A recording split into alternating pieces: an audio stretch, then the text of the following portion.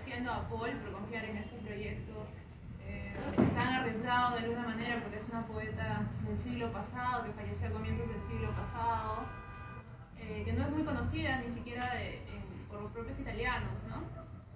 Y agradecer a Camilo y a Enrique por acompañarme hoy día, son dos personas a las que quiero y admiro mucho. Y bueno, creo que podemos empezar por tu comentario, Enrique, ¿no? Bien, bueno, buenas noches amigos, estamos en confianza, vamos amigos a conocer. Agradeciendo también a ustedes por haberme elegido para poder dar unas palabras. Y como yo no tengo costumbres de poder dirigirme como soy mal en oratoria, le quito la música. Lo que les ofreceré esta noche será una mirada del lector, antiguo y terco lector de poesía, a un magnífico libro, Flores al borde de los abismos, de la poeta italiana Vittoria Aganó, de la muy cuidada y sapiente versión al español de Catherine Medina Rondón y Miguel Urizagasti. Empecemos por aquí. La traducción de una poeta que estaba fuera del radar del lector peruano y puede que del latinoamericano también, es una ofrenda que tomamos como una flor rara, pues resulta ser una obra que ha sido vertida en nuestro idioma con mucho cuidado, con bastante gusto y apropiado lenguaje. Como bien dicen sus traductores, aquí no se ha omitido palabra alguna, ni se ha traicionado el sentido ni la intención de Aganó. Se los digo con alegría porque me he visto enfrentado muchas veces a traducciones, incluso de editoriales famosas, que o encorsetaban los versos o lo lastimaban malamente. Es decir, esta es una obra que resultará de interés y agrado para el público de lengua española, no solo por la bondad del estro poético de la autora, sino por el buen gusto de los traductores. Para mí, Vittoria Aganó ha sido una sorpresa. No la conocía y ahora me declaro lector seducido por su obra. Una poeta que nació 2 años luego de la publicación de Las Flores del Mal, el nocturnal poemario de Charles Baudelaire, y que bebió de sus efluvios junto a la generación de poetas que la acompañó en Italia, los de la escapillatura, de propensión al malditismo y también del verismo, resulta muy interesante. En el utilísimo prólogo, los traductores atribuyen a esta poeta postromántica de manejar en su poesía un universo colmado por la nostalgia, la soledad, la tristeza, la muerte, pero también por fantasmas, ángeles y demonios, que la hace precursora del crepuscularismo, es decir, un cosmos tocado por cierto decadentismo, pero que en Aganó le dan la mano a menciones a la naturaleza, la muerte y a un amor poco carnal y etéreo y real, y que en la poesía de esa época era un tópico. Los poemas recogidos en esta antología, provenientes de los 3 libros que la autora publicó en vida, están agrupados muy apropiadamente bajo un título modelariano: Flores al borde de los abismos, un verso extraído de uno de los poemas presentes en este volumen. La elección, visto el entorno de la poeta, no puede ser más apropiado. La edición, otro punto a favor, está muy bien cuidada y es pulcra, con una portada muy elegante debida a Caterina. Los poemas de este libro recorren un mar proceloso que por tramos se desliza por una naturaleza ensimismada que es un pálido reflejo del dolor y cuyo yo poético no corresponde a figuras heroicas. Los versos salpican alusiones a la tristeza del espíritu y a la oscuridad, aunque no se regodean en la repetición de la ofensa, sino que aspiran a cierta libertad. Otras veces, la autora ve en el paso de la naturaleza el propio andar de su infancia, llena de pureza e inocencia. Para ella, los bosques son entidades animadas con las que se puede dialogar, aunque las campiñas en silencio le parecen símiles de la congoja. pero su amor por la madre natura es cierto. Por eso, cuando ve que el fuego la consume, ese acto lo equipara a la humanidad en fuga. A veces, a la poeta, la indagación por la presencia del amor la lleva a un diálogo cósmico con la galaxia celeste, donde busca sus respuestas. Otras veces, convierte a un alma vieja en la protagonista de la persecución de ese sentimiento, al que iguala con la recuperación de la juventud. Como no podía ser de otro modo, la muerte es una presencia recurrente en los poemas de esta antología. Unas veces ocurre que la poeta se enfrenta al ángel de la muerte, otras veces la ve como la idea del absoluto, o le canta como el inicio de una premonición, de una alerta para enderezar la actuación humana. Y en ese espectro, en uno de sus poemas, que es aleccionador, toca el tema de la oscuridad asociado a las lágrimas, al paso del tiempo, la noche, otra vez los bosques, las puestas del sol y otros aspectos que le son intensos a la Aganor. Frente a todo esto, en la vereda casi opuesta, aunque el horizonte nos hace notar que ambos caminos confluyen, la poeta busca el recto camino, el descanso pacífico, que ella cree se logra con la meditación. En otro de sus poemas, en una especie de diálogo con sus maestros tutelares, concluye en que para alcanzar la perfección hay que buscar el entendimiento con la naturaleza, pero también amar el sueño. En el conjunto hay dos alusiones directas a poetas caros a la autora, Baudelaire y Shelley. Al primero lo sume en una confrontación entre el ángel y la espada, convocados por un llamado celeste. Al segundo lo elogia sin reparos, incluso llegando a cantar al mar, donde murió ahogado el Bate trágicamente a los 29 años durante un naufragio en el litoral de Italia. Y en este paseo por su alma, atada al postromanticismo, Aganor también tiene su copla al opio, al que, siguiendo la corriente de la bohemia intelectual de entonces, le canta mórbidamente por sus efectos de calmar la ansiedad y saber dar descanso. En suma, esta poeta presenta un interés enorme para el lector hispanoamericano, no solo porque es una presentación literaria hecha con muy buena elección, sino porque las dotes poéticas de la propia autora nos permiten conocer y regodearnos con los íconos espirituales de lo que en una época, fines del siglo XIX e inicios del XX, era el siglo tutelar de la poesía, a excepción de los futuristas italianos, que nacen a inicios del siglo pasado, casi por la época cuando Aganor publicara sus libros, pero con quienes ella no tiene coincidencias.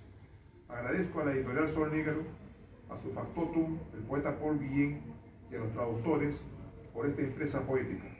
Bienvenida, señora Victoria Aganor, a los predios de Barranco, de Lima y del Perú entero. Muchísimas gracias.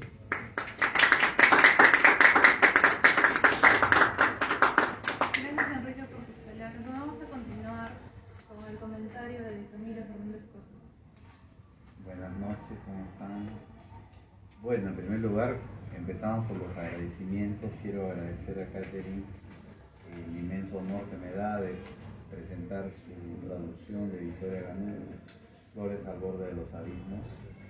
En segundo término, a Paul Guillén por la pulcra edición, ¿no?, de Sol Negro, ¿no?, una edición bastante bien cuidada, muy bien trabajada, con mucho profesionalismo. Y bueno, hablar un poco de la traducción, me gustaría reflexionar en torno a lo que es traducir literatura, que no es traducir un discurso científico. Y por último, quisiera leer algunos versos de Victoria Aganor, ¿no? Hay una frase que siempre se suele citar, justamente estaba hablando con Quique Sánchez hace unos minutos, esta frase traduttore traditore, ¿no? Traductore traditore, ¿no?, que dice traductor traidor, ¿no? Probablemente quiere decir que el texto que le hemos traducido no tiene pues el nivel del texto en lengua original, ¿no? Puesto que el traductor coloca en la lengua que llamamos de llegada, en este caso el español, ¿no?, aquello que no ha querido decir de repente, que es un pálido reflejo de lo que dijo con maestría el escritor en su lengua original, ¿no? Ese es un problema. Sin embargo, el traductor, lamentablemente en el Perú no hay una valoración del papel del traductor, ¿no?, y mucho menos del literario, ¿no? El traductor es un puente entre dos culturas, ¿no? Eso es importante tomar en cuenta, ¿no? Si no tuviéramos traducciones, desconoceríamos la literatura, la producción científica en otros idiomas. Claro, uno puede pensar que podemos leer en inglés, en francés, pero pongámonos a pensar literatura en chino, en japonés, en sueco, y son idiomas que generalmente desconocemos, ¿no? Y sin el papel del traductor desconoceríamos escritores como Caboabat, por poner un ejemplo que se me ocurre en este momento. Muy bien, entonces no hay diálogo intercultural sin traducción, ¿no? Y el diálogo intercultural es un poco la utopía, el proyecto social, político de esta época, la posibilidad de dialogar en igualdad de condiciones con personas de otras culturas. Y el traductor cumple un papel medular en ese contexto. Luego quería citar a este intelectual alemán de origen judío, Walter Benjamin. Walter Benjamin dijo algo interesante, que una mala traducción, cosa que no sucede en la traducción de Catherine Medina y Miguel Luisagasti, una mala traducción es, dice Benjamin, aquí lo dijo, una transmisión inexacta de un contenido no esencial. O sea, hay inexactitud y hay un contenido que no es esencial, que no aparece en la lengua de origen. La lengua de origen es el italiano, en este caso, y la lengua de llegada es el. Ahora, ¿por qué? ¿Cuál es el problema de la traducción literaria? Hablemos un poco de la literaria. Muchos, ¿no? Muchos problemas. En primer término, los críticos literarios miran con ojos peyorativos, despreciativos, el papel del traductor literario. No se valora realmente. Dos, hay un problema que me gustaría comentar, aunque sea brevemente, ¿no? Y es que cuando uno traduce un poema, traduce una novela, etcétera, una obra literaria, la lengua está, el contenido, el mensaje está muy anclado en la lengua de origen, ¿no? En este caso es el italiano de Vittorio Agamben, ¿no? La lengua literaria está muy anclada en la lengua materna del escritor. Ese es uno de los problemas. De manera que podríamos hablar, como en otro contexto dijo Basadre, que traducir literatura es un estupendo fracaso. ¿Por qué? Porque no puede llegar en general al nivel del lenguaje de la lengua original en cuanto al nivel de la obra estético, ¿no? Generalmente. Hay casos excepcionales como Javier Sologuren, que fue un gran traductor, ¿no? Por ejemplo. Basadre hablaba un poco de Vallejo, que la escritura de Vallejo era un estupendo fracaso por la experimentación. Muy bien, se necesita un análisis meticuloso de la obra. Veamos un poco el prólogo de este libro, que evidencia una traducción ejemplar, en mi opinión. He revisado la versión y también el texto en el original en italiano.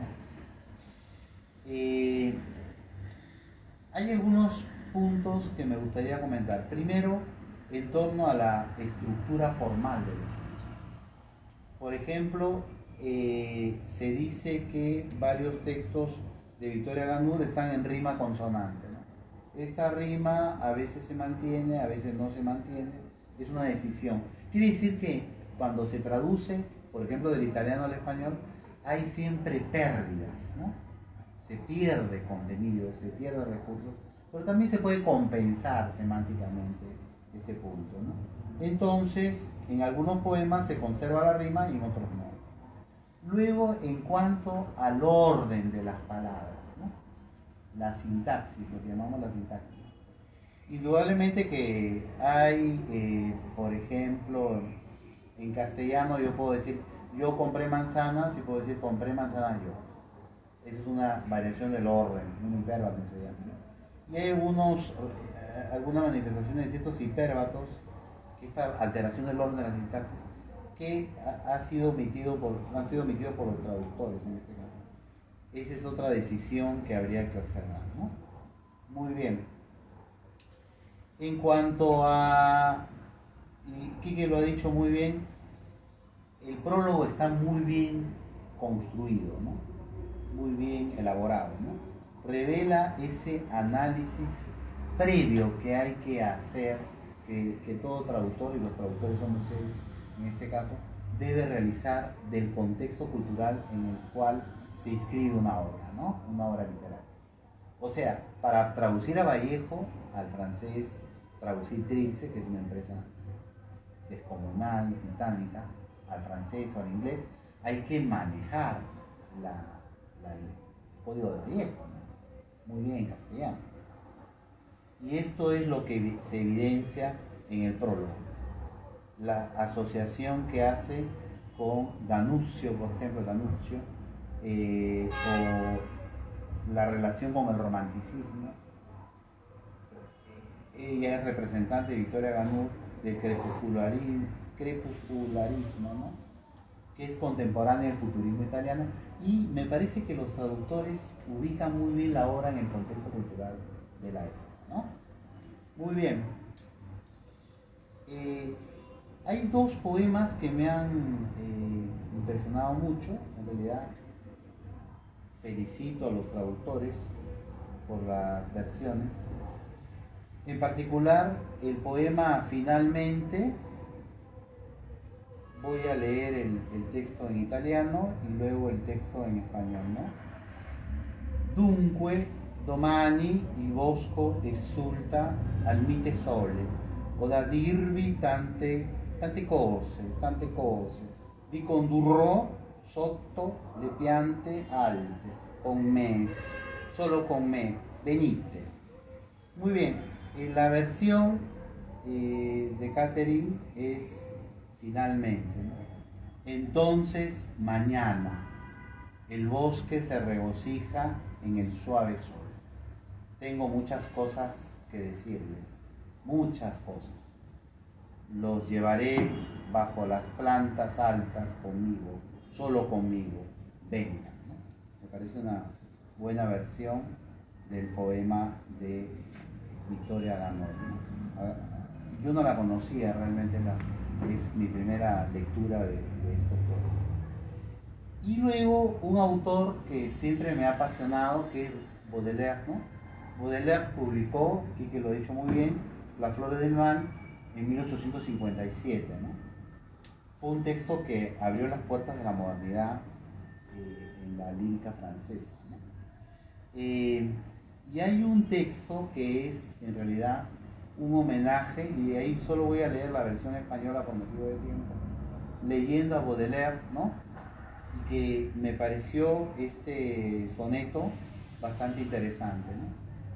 Dice: contemplo al arcángel exasperado, cuando la trompeta celeste toca, aparece en lo alto de espada armado y contra las huestes rebeldes choca.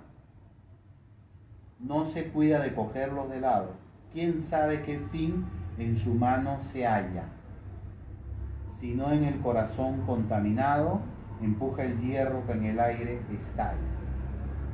Este implora con las manos cruzadas, ya muy tarde, y se quita la marca ese del jefe guardián en las escapadas. Otras ríen en desafiantes hechos, y el ángel que al fuerte lo favorece, ensancha más la herida de sus pechos. Muy interesante. En realidad Baudelaire fue toda una figura, ¿no? Y fue muy admirado por Victoria Ganur, ¿no? Un pensador, en primer lugar, romántico, antecedente del simbolismo francés. Tiene dos poemas, uno es Correspondencias y el otro El Albatros, ¿no? Entre otros textos, ¿no? Que fundaron una nueva forma de concebir la poesía, ¿no? En realidad la traducción es notable y yo felicito a Miguel Urbizagaste y a Catherine Medina porque nos ofrecen textos en castellano que revelan el trabajo en italiano de Vittoria Ganur y presentan al público en el Perú a una valiosísima poeta de lengua italiana. Muchas gracias.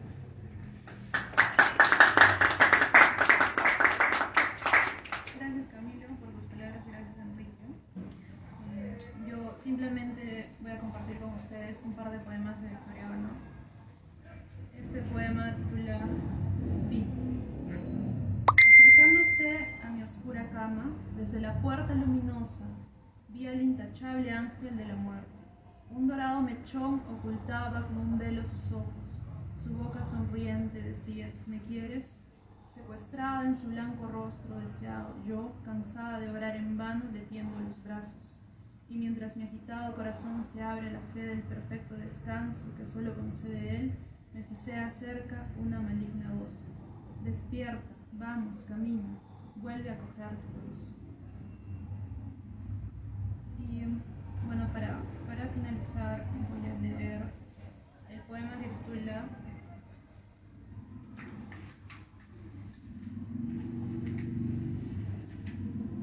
El canto de la ironía. La oscuridad desciende, ¿qué importa? El canto ya sea de estrellas o amaneceres. Mucho fue con el tiempo el dolor, mucho nos nutrimos de lágrimas. Vertiginosos se precipitan los años, cantamos las golondrinas y mal. No trina la envejecida haya, sino un nido cuelga de su ramo.